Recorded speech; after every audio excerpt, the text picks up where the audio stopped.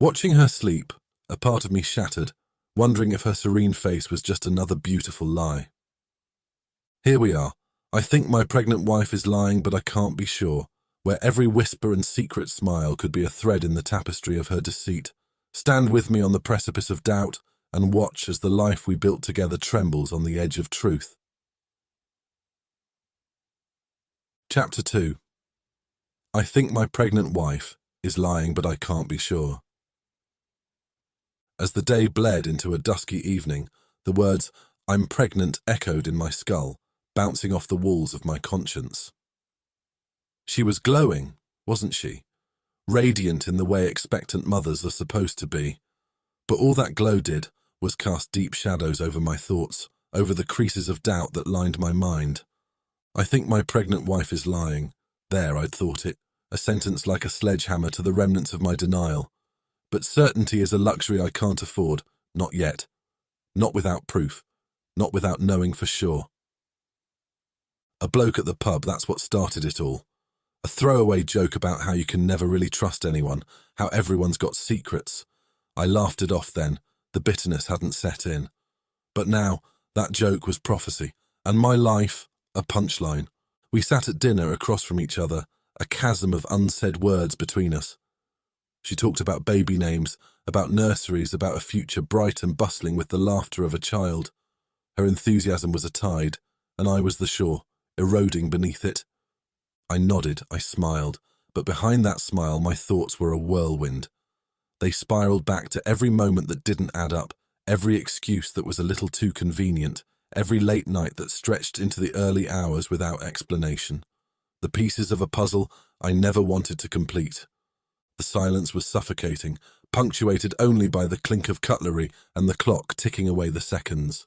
Seconds that stretched into the space where our love should have been, seconds that seemed to know the truth before I did. I watched her carefully, the way her eyes darted to the side when I asked how her day was, the way her laugh seemed to hesitate before it broke the silence. There's a rhythm to lying, a cadence I'd become all too familiar with. Was it the guilt that made her touch me more tenderly that night? Was it remorse that softened her voice when she whispered goodnight? Or was it all just part of the act, a role she'd perfected? Lying in bed, her breathing steady beside me, the world felt like a sinking ship, and I was without a lifeboat.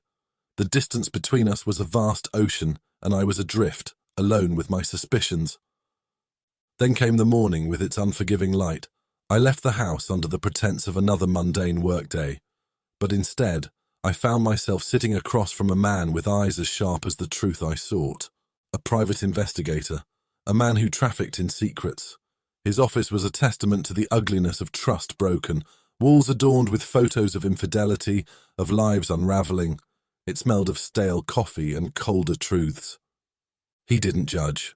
Why would he? In his line of work, my story was a common one.